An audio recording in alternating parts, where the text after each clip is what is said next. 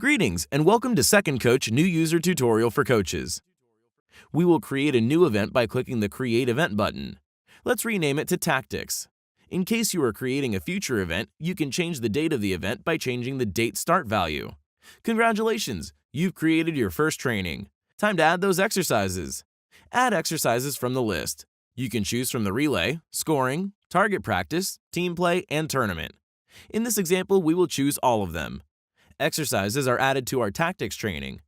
We're all set to start our first training, but before we can do that, we need to check our event attendance, because there wouldn't be much point in grading kids who are not at our training.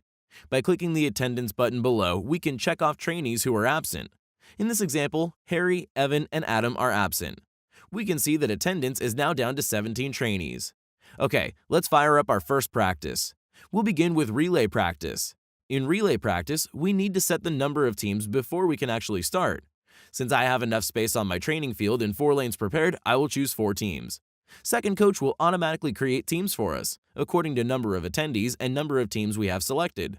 Yes, that's how awesome Second Coach is. You can read the teams out loud for kids to know what team they are on, and for them to arrange on lanes.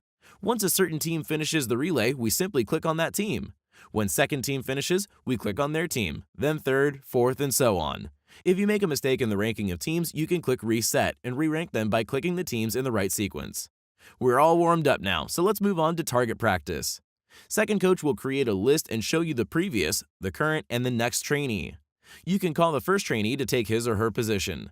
We can assign them 0, 1, 2, or 3 points. It really depends on what you will be grading.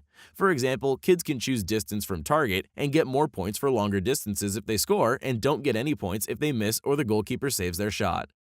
Once you assign the points to the current trainee, the app will automatically move on to the next trainee, and the next one, and the next one, and so on until all trainees have participated. Next exercise we will be conducting is team play. First, we choose the number of teams we would like to have. Again, this can vary on how many fields you have prepared or how many kids are attending the training. Second Coach will set up the teams for you. Amazing, right? We will start our stopwatch just to keep track of the time. While the stopwatch is running and kids are playing, you can change score by clicking on the plus and minus buttons.